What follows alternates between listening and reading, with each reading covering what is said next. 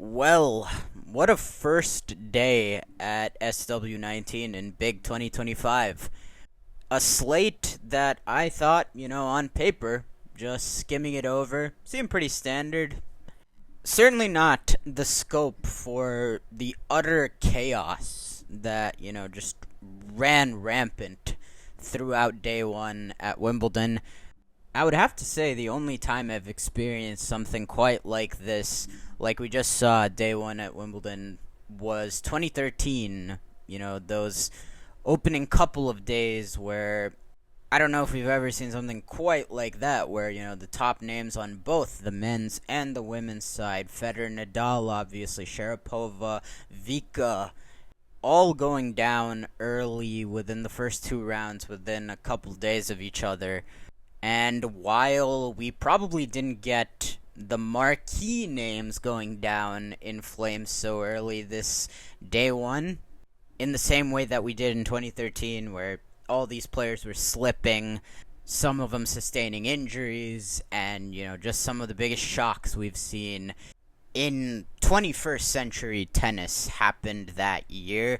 But we were pretty damn close today with most people's favorite to take the title, Carlos Alcaraz.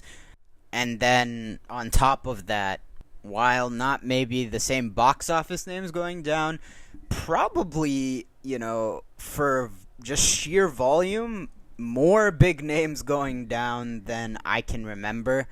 And I don't even know where to start, but obviously I did not put down my preview predictions on this channel in time before the tournament started. I just wanted to throw out what my picks, my predictions, some of which have already gone up in flames a little bit. And if not, they are teetering as we speak.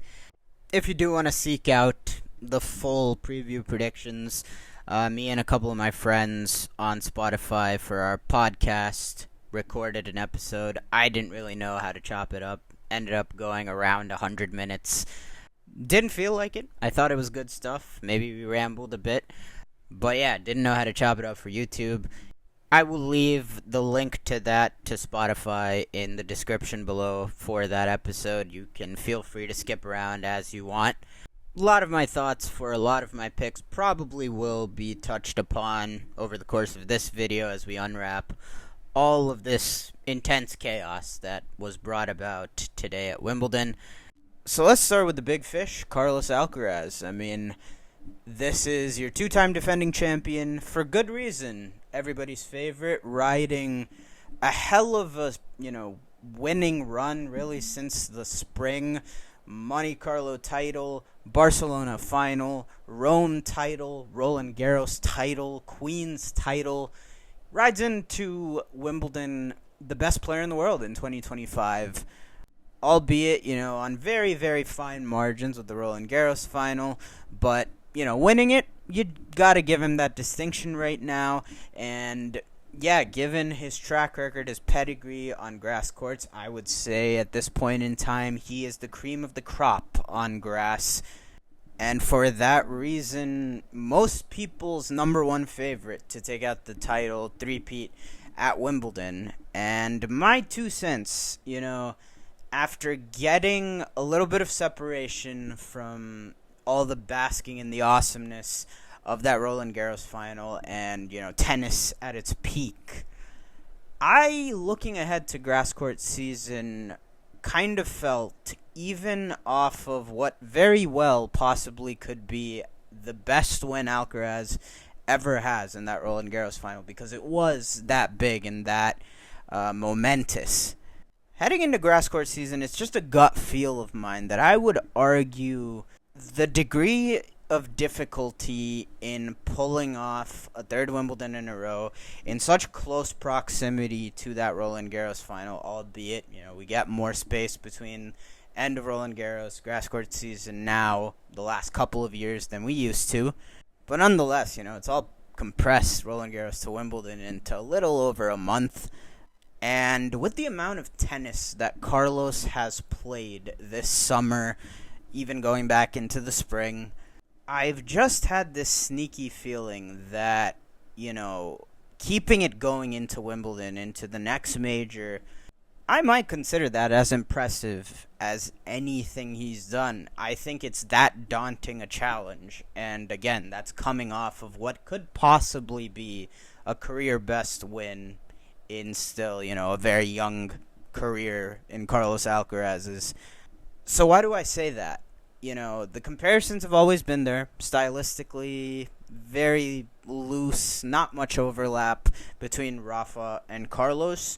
But one thing that I do feel is, at least to this point, the same, is that I think for them to be at their best, it takes more effort to play their best tennis. It's more effortful than it is for their peers. And, that results in when they're playing their best, it's as good as anything on tour anyone has to offer. But it also results in, it just not being as sustainable. You get a couple pockets of the season where they're clearly worn out and just don't have what it takes to, get up to that level.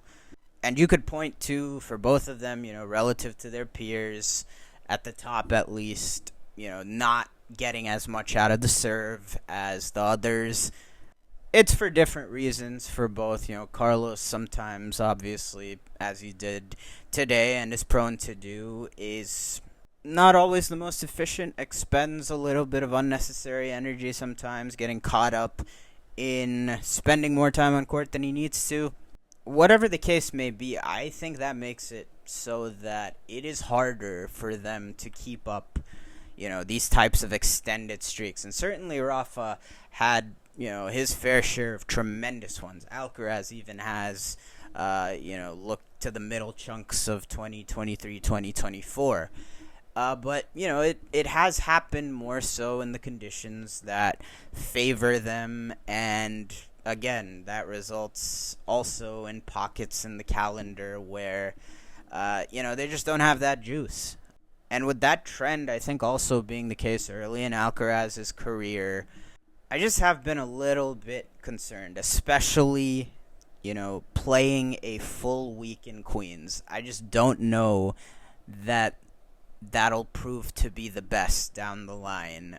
Maybe, he's fine. He's such a natural on grass that it doesn't catch up to him at Wimbledon. But I do just get an inkling that it's going to add up soon. I almost feel like, a week removed from playing this 5.5-hour match with Sinner in the Roland Garros final, that was such a huge physical, emotional investment, I might have considered skipping Queens. I might have felt better about Alcaraz in this respect had he lost to Jaume Munar down a break in the third set in his second match in Queens. I almost value that rest more than, keeping the streak going, winning Queens. So for that reason more than any other, heading to Wimbledon, even before we had a draw, I was leaning not picking Alcaraz. Now, you've seen my picks. I did end up picking Alcaraz for the title, and the draw really swayed that, because when the draw came out, this is unmistakably a really, really good draw for Carlos Alcaraz. I feel like his section in particular, very cushy. A lot of the names not in good form right now. Tiafoe, Lehechka, a bit of wild cards, but you'll take that all day, any day, other than some of the stumbling blocks that have been placed in the other sections. And even in his half, the other quarter, the Zverev quarter in his half, is full of big servers that, again, still on a grass court can give you a bit of a headache. But all those big servers are in that one quarter and are probably going to knock one another out. And you'll take it all day. Zverev, never been to a quarterfinal of Wimbledon, far and away his worst major. Fritz, they've only played once, but it just seems like a fantastic matchup for Carlos, and Fritz has echoed that sentiment himself, saying that, feels like I can't play tennis against Carlos. Long story short, really good draw. And while I felt that Alcaraz ceiling is probably the highest on clay to me, just with the physical specimen that he is. I do feel like to this point his track record on grass indicates that he might reach his ceiling the most often on grass on any court this side of Indian Wells. Hits as big as anybody when he wants to, can inflict damage that way, has all this variety that, he can put you in uncomfortable situations with the low bounce of the grass, get you down low, just probe in so many other ways. It just caters to his game so well, and we've seen that he's, taken that learning curve that we see on grass for so many players and made it a joke, really, ever since that, ugly match with Rinderknech in his first match in Queens in 2023. He has been, just lights out on this surface. So for that reason, I picked him. And I'm sorry it took this long to get to today's match with Fabio Fognini. But looking at it through my lens, where I have my eyes on the miles that are being tacked onto the Alcaraz body, I cannot help but be concerned about what I saw today. It's not a reactionary thing. I normally am not at all with, dropping sets in the early rounds for top players. It is what it is. Survival to the fittest. Just make it to the next round. You've seen it with Alcaraz so many other times that, this is why he's such a beast in best of five, is he gets so much leeway to, sometimes have more flexibility, get away with some of those mental walkabouts mid-match. But given all the time in the world to finally just get it right, bring it home, it's never really affected his performance where he's such a sterling finals performer or late in tournaments. But I'm looking at this holistically. We have been, completely foot on the gas since April, and tacking on 4.5 hours in, I would assume, what'll be one of the hotter days of the tournament is certainly not ideal. And he played one of the worst matches that I have ever seen from him in majors. But again, that's not the worry. Alcaraz, again, we've been over it ad nauseum. He is prone to spend more time on court with, you would think, lesser players than him, with all due respect. Quite a bit, especially early rounds at majors. But what I will say is this looked different. The body language looked very uncharacteristically flat, at times looked a little bit disinterested, which, you never associate with Carlos. He's always very animated when he celebrates, obviously. The brand is the smiling. Looks like, he just loves being on court. And I don't want to read in too much for that. Maybe heat is a factor there, just trying to conserve energy. But as a viewer, it, just looked like even beyond the game, something was off for this day. End of the day, survive and advance is the objective. But, this was not your Carlos gets bored, plays, his opponent into a little bit of confidence by getting careless, but he never feels like he's actually in danger. No. For 4 sets, I think you could make a pretty compelling case that he was outplayed. And especially as far as those first 3 sets go, I would say he was kind of lucky to be leading in the score, because albeit it wasn't decisively, Carlos also could have won the set that he ended up losing in the second. But nonetheless, Fabio had all the chances in the world in that first set. Of course, 5th set comes along, and the survival instinct kicks in the way it always does for Alcaraz, or at least seems to, and gets him to lock in ways that, are not seen otherwise consistently. But the mileage he's accumulating worries me, where I'm not worried about him losing to anybody before, honestly, the final. I just do worry, the capacity he'll have to be able to play his best tennis by that point. And also, I do want to shout out Fabio Fognini. I think both things were at play here. Alcaraz helped Fabio out quite a bit, but the story of this match was Fabio Fognini, because obviously if you didn't watch this match, you're looking at it on paper. 38-year-old Fabio Fognini in his likely swan song season in 2025, has struggled to string sets together, let alone matches, over the last year or so. And yeah, 10-match losing streak, injuries, age, terrible form. But it is incredible in tennis, right? That, just put him on the show court against one of the best players, if not the best player in the world, and you play with nothing to lose, and there's vintage Fabio Fognini. And I thought it was awesome that, Fabio, probably that will go down as the signature moment in this swan song for him. Hell, it'll probably be the best Wimbledon moment of his career. The only other one you can think of is, that really funny rant with Pascal Maria, over a decade ago. But, all of the shot-making gifts were on full display, like, all afternoon long. Especially the return of serve. Alcaraz had a poor serving day, but, off the Queen's run where the serve was the standout, and, he was consistently hitting double-digit aces, hardly broken throughout that run. And Fognini was just giving it fits. He was picking it off like it was nothing. It was sensational to watch, him taking it early and just seemingly every time hitting it straight at Carlos's feet. I loved it. This was the complete Fabio Fognini experience. It's emblematic of just, how talented this dude is.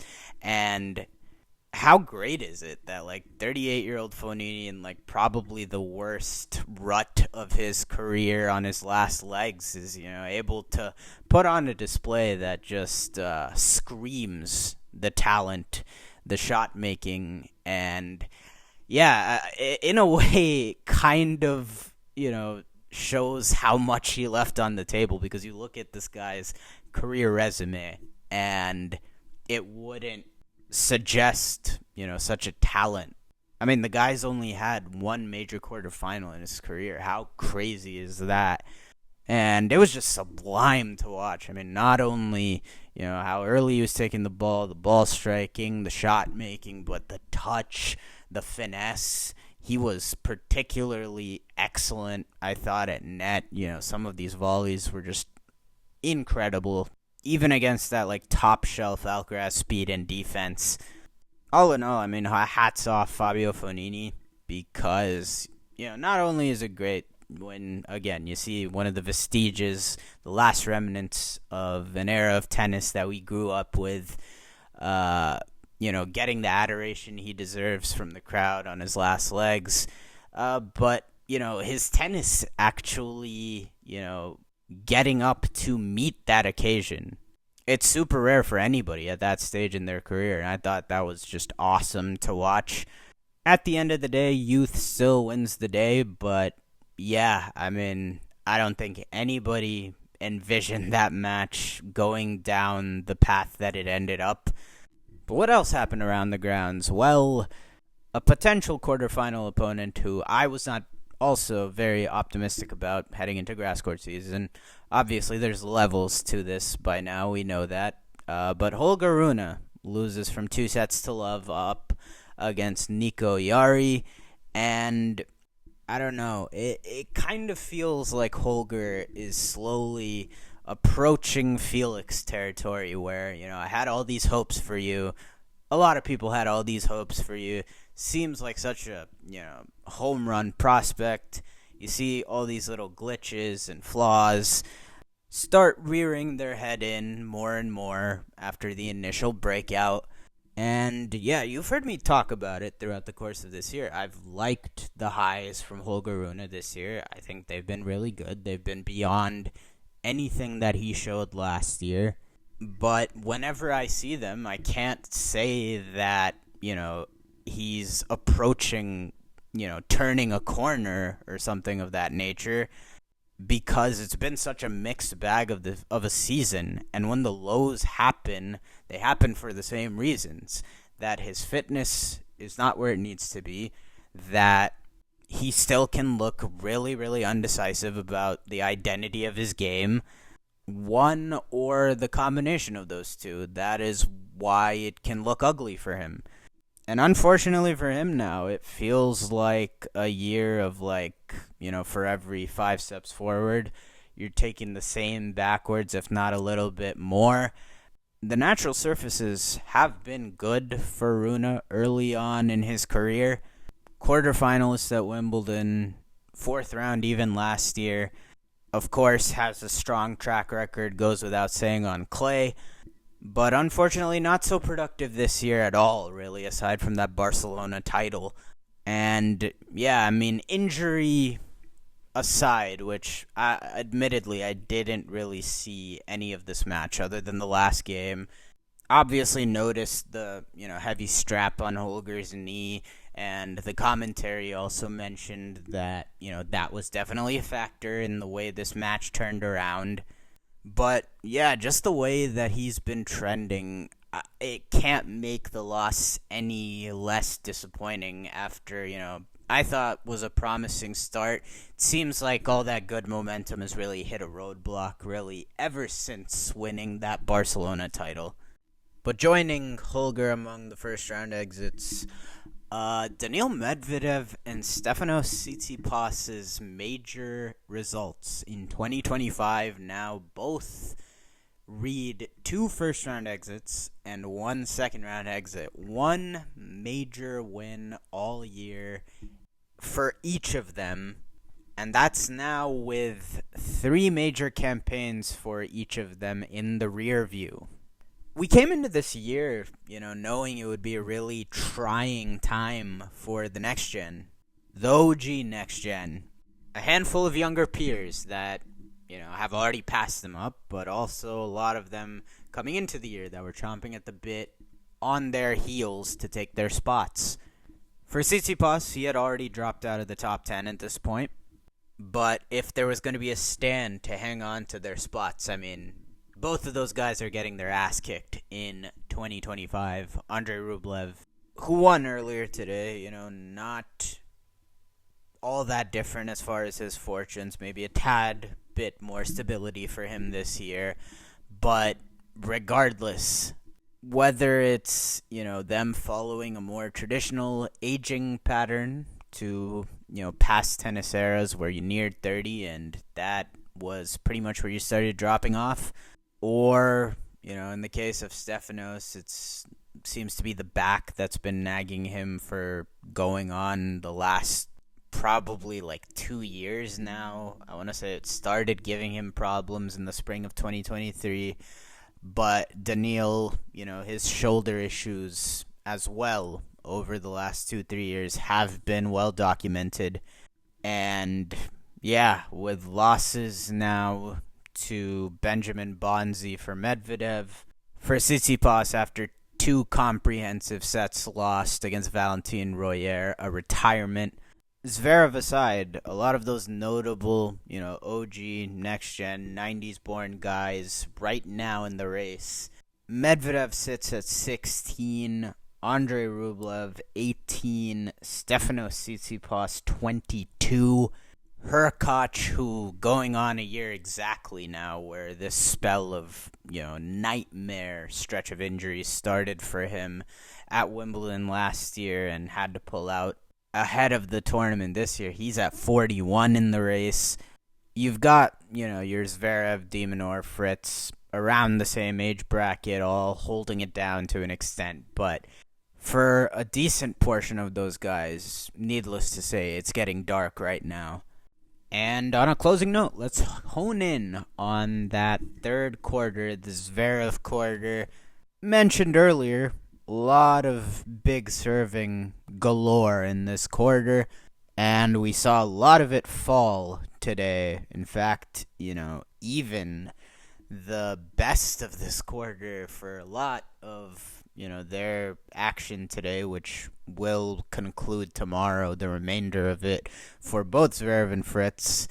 But for a good portion of the action of both of their matches today, it was really teetering for both of them.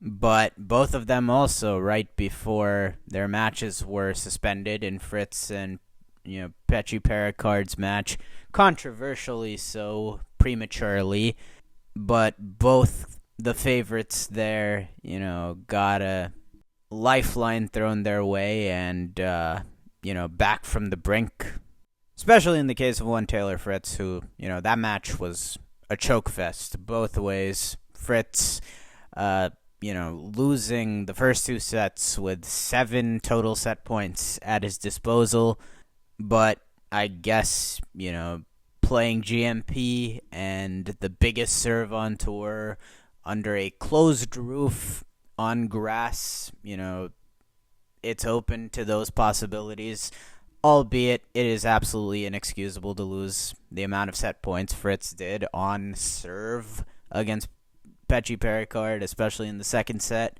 But Gio ended up returning the favor, of course, up 5-1 in the fourth set breaker, and it looking like it was all but curtains. Credit to Fritz not throwing in the towel.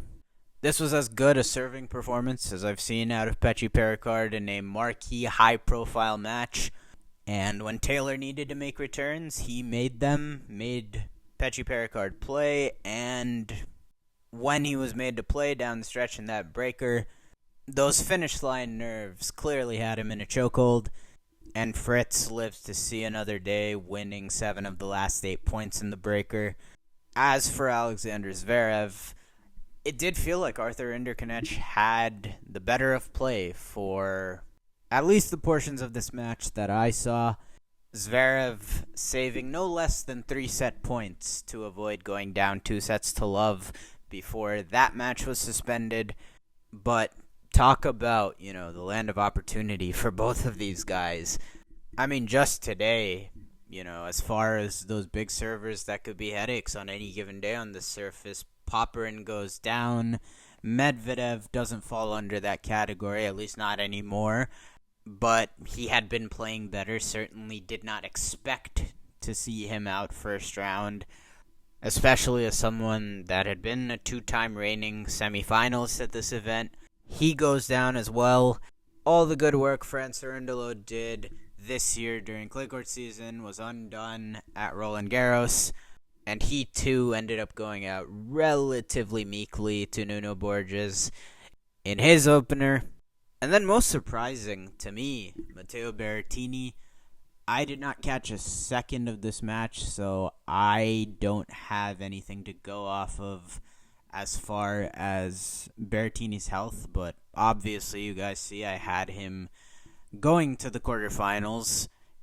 His pedigree on this surface is, pretty clear-cut. Former finalist, has won both Queens and Stuttgart multiple times, and I was operating under the assumption that having taken Roland Garros off, not playing any of the grass tune-ups, maybe we would see a healthy Berrettini. I have seen Matteo, cold off the couch in 2022, not playing, I think, after Indian Wells, till grass court season, pick up the pieces, win Stuttgart, Queens back-to-back. So, lack of match play wasn't worrying me.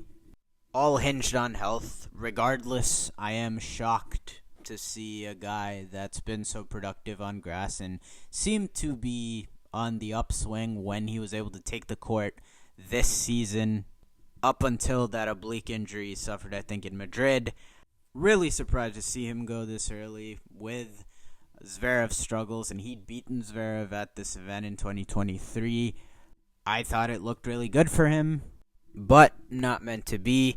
For Fritz, obviously, drawing the biggest server on tour right now, round 1 on grass, isn't the ideal draw, and it doesn't get any easier in round 2 if he is to scrape out of, the 5th set tomorrow against Petchy Pericard. He will see Gab Diallo, who has been rapidly improving and promises to not make things any easier for him.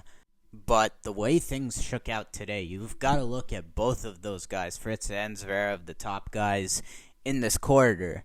And, if they are both able to scrape out of these binds that they found themselves in today, complete the comebacks, you've got to think for both of them, this is as good an opportunity as it can get to make a semifinals run here at Wimbledon.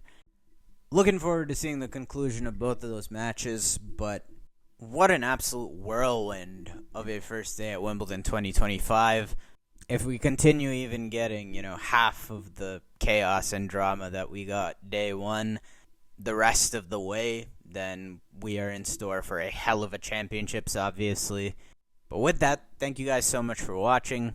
Again, if you would like to see my complete picks for Wimbledon this year, I've dropped the episode link to our podcast in the description below. If you made it this far, thank you so much for watching, and I hope that you enjoyed. And if you did, it would be much appreciated if you could drop a like, help this video perform better in YouTube's algorithm, and also subscribe to the channel if you're not already. Thank you all again so much for watching, and of course, I will see you all in the next one.